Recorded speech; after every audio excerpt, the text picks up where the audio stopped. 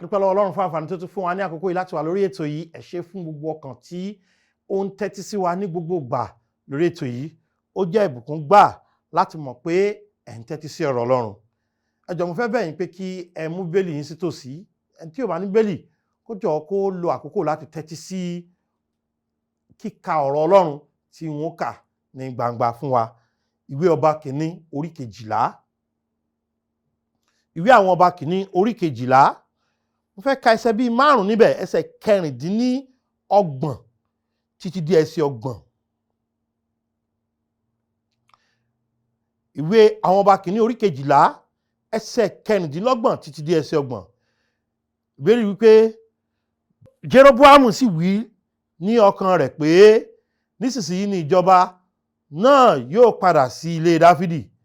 Bí àwọn ènìyàn wọ̀nyí bá ń gòkè lọ láti ṣe ìrúbọ ní ilé Olúwa ní Jerúsálẹ́mù, nígbà náà ni ọkàn àwọn ènìyàn yóò tún yí padà sọ́dọ̀ Olúwa wọn, àní sọ́dọ̀ Rehoboam ọba Júdà. Wọ́n ó sì pa mí, wọ́n ó sì tún padà tọ̀ Rehoboam ọba Júdà lọ. Ọba sì gbìmọ̀, ó sì yá ẹgbọ̀rọ̀ màálù wúrà 2. Ó sì wí fún wọn pé ó pọ̀ jù fún yín láti máa gòkè lọ sí Jerúsálẹ́mù Ísírẹ́lì. Wo àwọn ọlọ́run rẹ tí ó mú ọ láti ilẹ̀ Íjíbítì wá. Ó sì gbé ọ̀kan kalẹ̀ sí Bẹ́tẹ́lì àti èkejì ó fi sí Dánì. Nǹkan yìí sì di ẹ̀ṣẹ̀ tí àwọn ènìyàn lọ láti sìn níwájú ọ̀kan àní títí dé Dánì.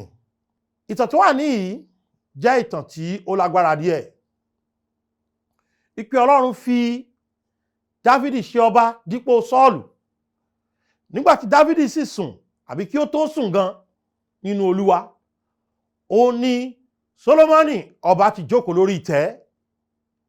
Ìgbà tí Sólómọ́nì ọba jókòó lórí ìtẹ́ yìí, Bíbélì sọ pé ó kọ́ ilé Olúwa, ó kọ́ ilé tí ara rẹ̀, ó béèrè lọ́wọ́ Ọlọ́run fún ọgbọ́n, ó sì ní ọ̀pọ̀lọpọ̀ nǹkan tó dára. Bíbélì wá sọ ní orí 11 ẹsẹ̀ 1 pé Sólómọ́nì ó fẹ́ràn àwọn àjòjì obìnrin. Àwọn àjòjì obìnrin yìí wọn kò sì jẹ́ kí ọkàn rẹ̀ pé sí Olúwa mọ́, débi pé ọkàn rẹ̀ yí padà kúrò lọ́dọ̀ Ọlọ́run sí inú bọ̀rìṣà púpọ̀. Ó ti bẹ̀rẹ̀ sí bọ̀rìṣà ní oríṣiríṣi. Eléyìí bí Ọlọ́run nínú. Ọlọ́run sì sọ fún un pé òun ó gba ìjọba lọ́wọ́ rẹ̀, pé ṣùgbọ́n torí Dáfídì òun ó fún ní ìran 2 tí í ṣe ti Júdà àti Bẹ́ńjámínì tí wọ́n dúró tì. Ṣùgbọ́n ìran 10 yòókù Ọlọ́run wá fi fún Jeroboam ìránṣẹ́ rẹ̀. Ohun tá a kà níbí wá fi hàn wá pé Jeroboam sì darí Ísírẹ́lì sí ìbọ̀rìṣà kúrò lọ́dọ̀ Ọlọ́run tí ó fún ní ìran 10, ìdílé 10 nínú 12. Ó wá ṣe màálù pẹ̀lú wúrà, ó wá ní kí wọ́n máa sìn. Mo fẹ́ bá a sọ lórí àwọn nǹkan 4 tí Jeroboam kò rántí, tàbí àwọn nǹkan 5 tí Jeroboam kò rántí. 5 things Jeroboam forgot. Àwọn nǹkan 5 tí Jeroboam kò rántí tó fi gbérù gbésẹ̀ tó gbé yìí. Tí èmi àti yín tí a ò bá fi àwọn nǹkan 5 yìí sọ́kàn, ó lè kó bá wa ní ọ̀pọ̀lọpọ̀ ọ̀nà. Torí náà ìpè fún ìkíyèsára àti ìpè láti ṣí ẹnìkọ̀ọ̀kan wọn lọ́rùn níyè, òun ni ìwàásù tòní. Kí ni ká àkọ́kọ́ tí Jeroboam kò rántí? Òun ni pé kò rántí ibi tó ti wá. Bíbélì sọ fún wa nínú ìwé àwọn ọba kìíní orí 11 yẹn, ẹ wo ẹsẹ̀ 26 verse 26. Ibi tí Jeroboam ti wá tàbí orísun rẹ̀, Jeroboam kò rántí. Yorùbá ní odò tó bá gbàgbé orísun yóò ṣe kí ni o? Yóò gbẹ. Bíbélì sọ pé àti Jeroboam ọmọ Nábátì ará Éfrátì ti Sereda, ìránṣẹ́ Sólómọ́nì, orúkọ ìyá rẹ̀ ẹni tí jẹ́ Súrúà obìnrin opó kan òun pẹ̀lú gbé ọwọ́ sókè sí ọba. Nígbà ibi tá a kà yìí ó fi hàn wá irú ẹni tí Jeroboam ń ṣe. Ìpè ní ìránṣẹ́ ni, kì í ṣọ̀gá. Kò sí lára àwọn ọmọ ọba. Kì í ṣe ní tá a lè rò pé ọba lè kàn. Kò sí lára ìran Dáfídì. Tá a bá sọ pé bóyá òun ni aṣírò ipò ọba fún, Bíbélì pè ní kí ni o? Ìránṣẹ́. Bíbélì kò kàn pè ní ìránṣẹ́ lásán, ó tún pè ní nǹkan kejì. Nǹkan kejì tí Bíbélì pè òun ni pé bó ṣe wà yẹn ọmọ opó ni. Ọmọ opó ni. Àwọn opó kì í sábà ní nǹkan kan. Àwọn opó wọn kì í sábà ní ipò ńlá. Àwọn opó wọ́n jẹ́ àwọn tó yẹ pé wọ́n máa ní ọ̀pọ̀lọpọ̀ gbà wọ́n máa nílò ìrànlọ́wọ́. Ǹjẹ́ mọ̀ pé Jeroboam kò rántí ìpìlẹ̀ rẹ̀ wípé ìránṣẹ́ lòun. Ó ní kí Ísírẹ́lì kí wọ́n lòdì sí Ọlọ́run tó fi sí ipò. Ìwọ ńkọ́? Ǹjẹ́ o máa tiẹ̀ rántí ibi tó ti jáde wá? Ǹjẹ́ o máa rántí bó o ṣe bẹ̀rẹ̀? Ṣé kìí ṣe pé torí pé o ti ga, o ti gbàgbé ilé, o ti gbàgbé ìpìlẹ̀, o ti gbàgbé ibi tó ti bẹ̀rẹ̀? Ọ̀pọ̀lọpọ̀ àwọn tí wọ́n mọ àwọn ohun èlò orin lò, ilé ìsìn náà ti kọ́ o, èṣù ni wọ́n ń lò fún báyìí. Ọ̀pọ̀lọpọ̀ àwọn tó jẹ́ pé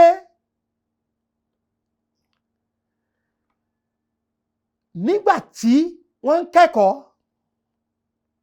wọn ò ní nǹkan kan, wọ́n ti gbàgbé ilé, wọ́n wá dìde, wọ́n wá ló lọ́tán, wọn ò sì rántí ẹlẹ́dàá wọn mọ́. Kì í ṣe pé wọn ò rántí ẹlẹ́dàá nìkan, wọn ò rántí ilé, wọn ò rántí òbí. Wọ́n ti gbàgbé ibi tí ìrànlọ́wọ́ ti wá fún wọn tán fi rọ́nà dìde. Ó mọ àwọn kan tó ti ràn ọ́ lọ́wọ́ láyé. Ó rántí rere tán ṣe fún ọ, gbẹ́ṣẹ̀ tán ṣe nìkan ló rántí. Bíbélì wí pé Jeroboam ọmọ opó ni. Jeroboam ìránṣẹ́ ni. Ìpìlẹ̀ rẹ̀ ìpìlẹ̀ kékeré ni. Ibi tó ti jáde wá kìí ṣe ilé ńlá, kìí ṣe ọlọ́rọ̀. Ọlọ́run sì fi ìran 10 lé lọ́wọ́ pé máa darí wọn, máa ṣọba lé wọn lórí. Ǹjẹ́ mọ̀ pé Jeroboam sì mú àwọn ìran 10 láti ṣe lòdì sí Ọlọ́run. Ó mọ nǹkan tó ti ṣe fún ẹni tó ràn ọ́ lọ́wọ́ láti ríṣẹ́ tó gbà yẹn. Àwọn tí wọ́n tọ́lọ́run ti lò láti jẹ́ orísun ìbùkún fún ọ. Bóyá lẹ́ẹ̀kan àbẹ́ méjì ni wọ́n ní orí ọ̀fẹ́ láti fowó ránṣẹ́ sí ọ nígbà tó wà níléèwé. Ọmọ tí wọn náà wá lọ níléèwé, ó wá fẹ́ ṣe IT nílé iṣẹ́ yẹn. Wọ́n sì fún wọn níwèé pé bá wa fi fún wọn pé bóyá wọ́n lè gbà á kó kàn fi ṣe IT oṣù 6. Ṣé o mọ̀ pé àbí àga ló wà nínú ọkọ̀ rẹ dòní ìwé wọn? Ọ̀pọ̀lọpọ̀ wa a kì í rántí ibi tá a ti jáde wá. A kì í rántí wọn. A ti máa ń jayé gbàgbé ilé. Ìwọ ọmọ tá a bí sílé onígbàgbọ́ tó lọ wọ ẹgbẹ́ òkùnkùn, àìrántí ibi tó ti jáde wá ni. Ìwọ ọmọ tí a kọ́ lẹ́kọ̀ọ́ ìlànà ọ̀rọ̀ Ọlọ́run, ṣé o mọ̀ pé o fi sọ́kàn ọ̀rọ̀ Ọlọ́run yẹn mọ́? Ní tó wù ọ́ ló ń ṣe.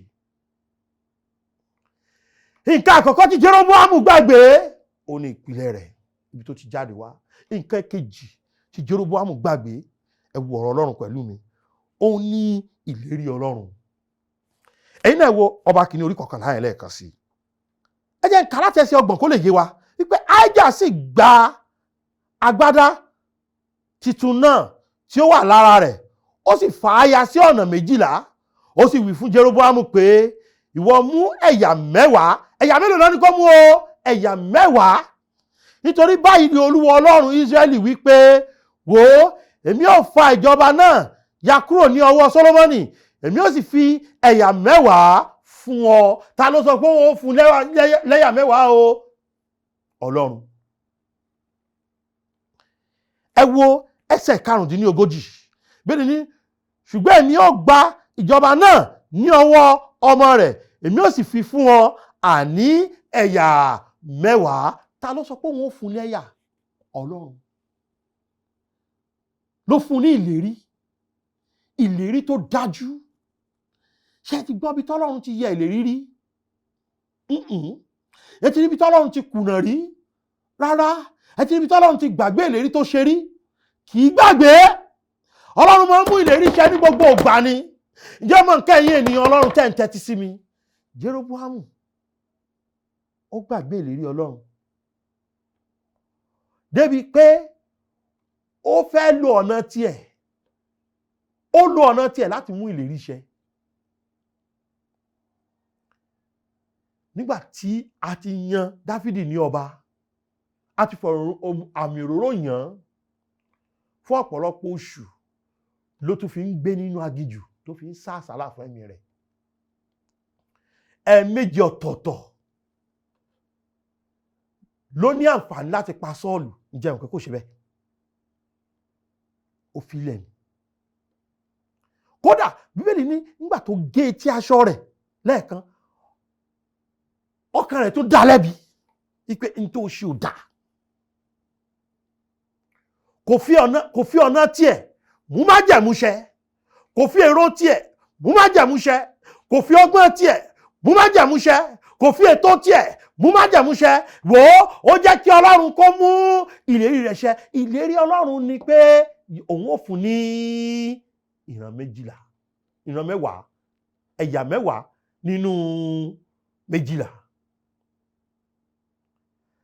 Téèyàn bá gba ìdá 10 nínú 12, ṣé ó ti gbé tó pọ̀ jù? Ó ti gbé tó pọ̀ jù. In tó gbà ní ó ti pọ̀ tó. Gbọ́ kí la rí tí arákùnrin wa ṣe? Ó pa ìlérí Ọlọ́run tì ní. Ṣé o mọ̀dí tó fi lọ ń dọ́gbọ́n sí ọ̀rọ̀ ara rẹ láti lówó? O gbàgbọ́ pé Ọlọ́run lè sọ ọ́ dọlọ́rọ̀. O ti gbàgbé ìlérí tí Ọlọ́run ṣe. Ìlérí rẹ̀ yẹn ó ti pẹ́ jù. Ìlérí Ọlọ́run yóò ṣẹ lákòókò tí Ọlọ́run kì í ṣe lákòókò tiẹ̀. Òtítọ́ ọbẹ̀ ni pé ìlérí Ọlọ́run ti ṣẹ gan. Ẹ̀yà 10 ti dọ́wọ́ rẹ̀. Ìgbà ìlérí tí Ọlọ́run ṣe fún tó kún èyí ni pé tó bá ti rìn lọ́nà tó yẹ kó rìn, òun ò ní gbàjọba yẹn lọ́wọ́ rẹ̀. Òun náà yẹ kó jẹ́ ẹni tó yẹ pé òun á fi dí tẹ́ ìjọba rẹ̀ múlẹ̀ bí ti Dáfídì ni. Kí ló ṣe? Ó kọ̀ ẹ̀yìn àwọn ènìyàn dá Ọlọ́run tó ṣèlérí. Ó mọ àwọn tí wọ́n náà ń ṣe tó fi ń kẹ̀yìn dá ìlérí Ọlọ́run. Jẹ́ kí n sọ àṣìṣe kẹta tàbí nǹkan kẹta tí Jeroboam gbàgbé. Mo ní nǹkan àkọ́kọ́ ni pé ó gbàgbé ìpìlẹ̀ rẹ̀. Nǹkan kejì ni pé ó gbàgbé ìlérí Ọlọ́run. Nǹkan kẹta tí ó gbàgbé, ó ní ìlànà àkọ́kọ́ tá a fi lélẹ̀ fún un. Ẹ wo ẹsẹ̀ 28 yẹn, orí 11 yẹn.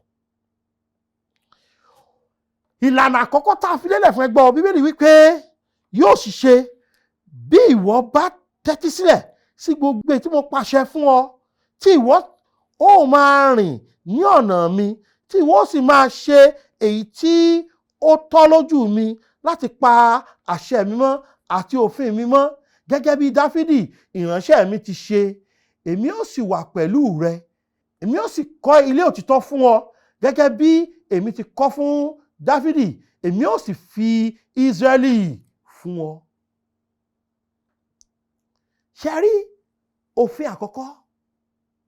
Ó ní pé ṣe kí ni o? Tẹ̀lé òfin mi. Òfin yẹn ó bá ìlérí wá ipe tó bá ti ṣe bẹ́ẹ̀ Ọlọ́run ó wà pẹ̀lú ẹ̀, òun ó fìdí ẹ̀ múlẹ̀ bíi ti Dáfídì ni, òun ó fi Ísírẹ́lì fún.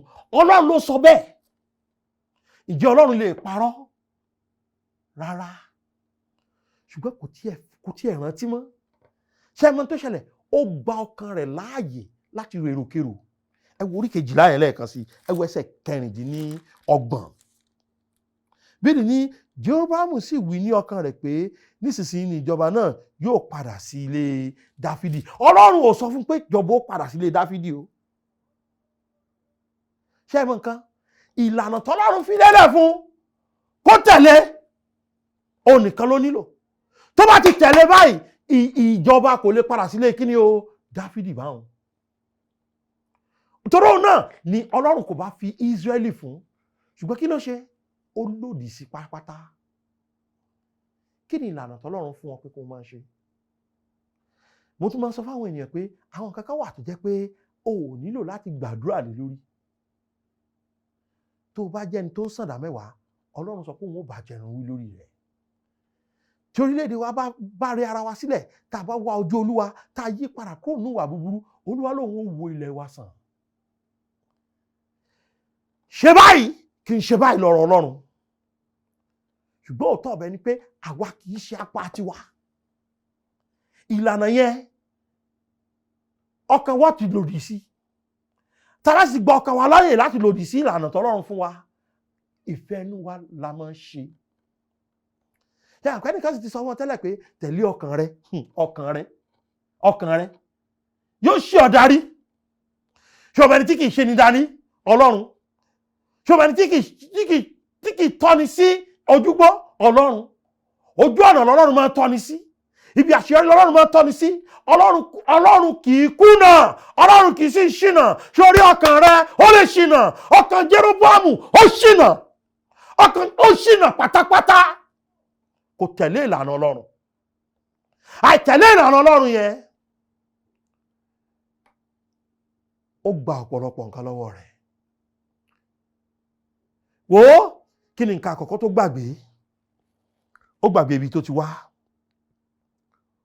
Ó gbàgbé ìlérí Ọlọ́run. Ó gbàgbé ìlànà Ọlọ́run. Ó gbàgbé àṣìṣe àwọn ẹni ìṣáájú. Ǹjẹ́ ẹ mọ̀ pé kí ni ìdí tí Ọlọ́run fi gba ìjọba lọ́wọ́ Sólómọ́nì? Torí pé ó fẹ́ràn obìnrin àjòjì. Ó sì lọ bẹ̀rẹ̀ sí ṣe kí ni o? Ó bẹ̀rẹ̀ sí bọ̀rìṣà. Kí ni nǹkan ni tí ẹ̀rí tí Jeroboam bẹ̀rẹ̀ sí ṣe? Ó bẹ̀rẹ̀ sí bọ̀rìṣà. Ó gbàgbé pé àṣìṣe Sólómọ́nì tó gbàjọba lọ́wọ́ rẹ̀, tó gba ẹ̀yà 10 lọ́wọ́ rẹ̀, àṣìṣe kan náà lòun náà ṣe. Bọ́ kí ló tó kẹsẹ̀ bọ bàtà tí bàbá rẹ̀ wọ̀? Ìyàwó 6 bàbá mi ní, èmi náà ìyàwó 6 ní ó ti dáa. Bàbá mi kì í ṣe olótìtọ́ sí ìyá mi, èmi náà ò ní jó lótìtọ́. Yàlẹ̀yàlẹ̀ ni màmá mi, ẹgbẹ́ ọkọ̀ òkú kọ́mbọ́ọ̀dù ni màmá mi, ẹgbẹ́ náà lèmi náà máa ṣe. Mò ń wo ẹnìkan láìpẹ́ yìí, ẹni tó bí iṣẹ́ gidi tó ní lọ́wọ́, ó sọnù nítorí àìkíyèsára. Ọmọ tí ń ṣerú iṣẹ́ bẹ́ẹ̀. Ǹjẹ́ mọ̀ pé àwọn nǹkan tí bàbá rẹ̀ máa ń ṣe ńgbà náà nínú iṣẹ́ yẹn, òun náà ti bẹ̀rẹ̀ rẹ̀. Tẹ́tí sí mi dáadáa. Ǹjẹ́ o tiẹ̀ máa ń kẹ́kọ̀ọ́ lára àṣìṣe àwọn ẹni ìṣáájú?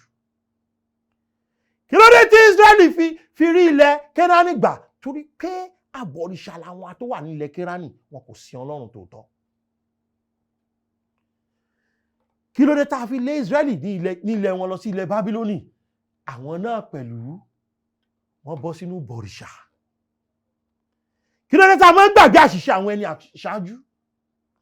Kí nìdí táwọn kan ò fi dé ilẹ̀ ìlérí? Ìdí ni pé àìgbàgbọ́ wà láyé wọn. Gbogbo ìgbà náà máa ń kùn. Kíkùn yẹn ni wọ́n náà sì tún kùn yìí. Àìgbàgbọ́ yẹn náà ni wọ́n náà sì tún tẹ̀lé yìí.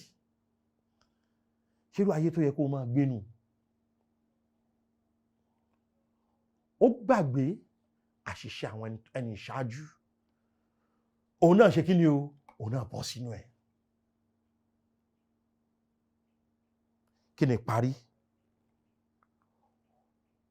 Rehoboam gbàgbé pé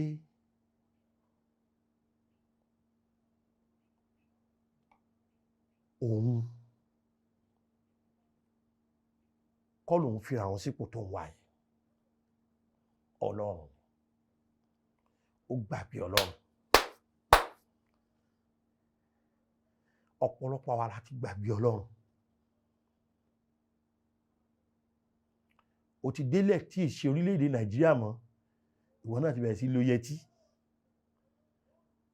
Ìwọ náà ti lu mú ọkùnrin. O sì lórílẹ̀-èdè Nàìjíríà o ti mutí kiri. Ṣé bó ṣe rí tẹ́lẹ̀ nù? O ti di ẹni tó ń gbá bọ́ọ̀lù gbajúgbajà. O ti bẹ̀rẹ̀ sí kọ̀ǹkan sára. Tàtú. O ti gbàgbé Ọlọ́run. Ijó ló lọ léèsìn kan yìí. Owó gbọ́dọ̀ pé. Mo nílò owó ìlò fi ń lọ ṣiṣẹ́ lójoojúmọ́. Kò síjọ́ ìsinmi. O ti gbàgbé Ọlọ́run.